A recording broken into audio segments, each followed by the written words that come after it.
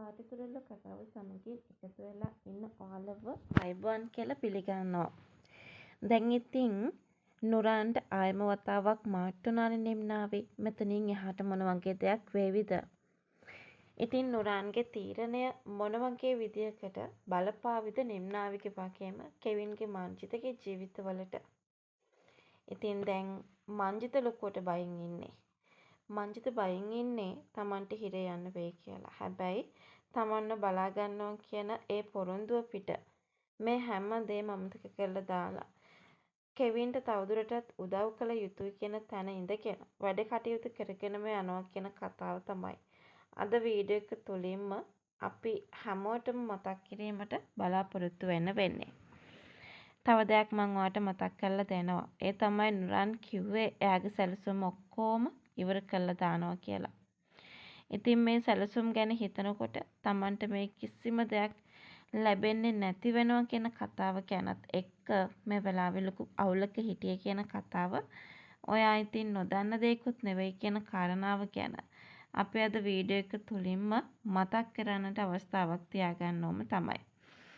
තව දෙයක් මට ඔයාලට මතක් කරන්න අවස්ථාවක් තියෙනවා. ඒ තමයි දැන් සුපුරුදු පරිදිම ආය වතාවක් අර කලින් හිටපු කාමරේටම නිම්නාවිය එක් කරගෙන යන්න තමයි කටයුතු කරන්නේ.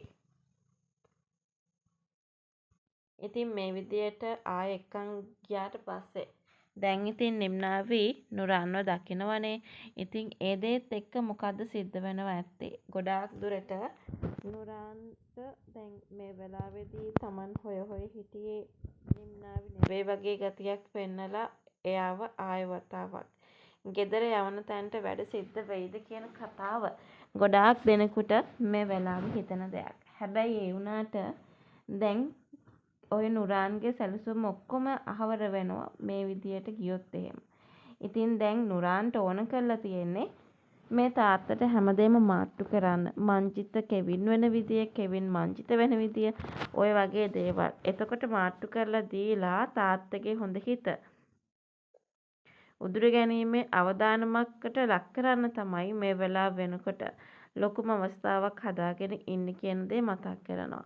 ඉතින් මට මේ වගේ අසාධාරණකම් කරන්නේ මොන වගේ හේතුවක් නිසාද කියලා නිරන්තරයෙන්ම අහන්න තියෙන ඉඩකඩ ගොඩක් වැඩි කියන කතාව අපේ අද වීඩියෝ එක තුලින්ම ඔයත් එක්කම එකතු වෙලා මතක් කරන්නටත් උත්සාහ දරනවා කියන කතාව තමයි මම ඔයත් එක්කම මතක් කරන්නේ. ඉතින් ඔයා දන්නවද නුරාන් කියන්නේ මේ ප්‍රශ්න වලට උත්තර දැම්ම දෙන්න ඕනේ නෑ. නමුත් මම ඔයාට කෙවින් ගැන ඔක්කොම පැහැදිලි කරලා දෙන්නම් කියලා. ඉතින් මේ මංජිත විදියට පෙනී හිටින්නේ කෙවින් කියන කතාව ඉදිරියට නුරාන්ගේ අතින්ම කියවෙනවා ඇති.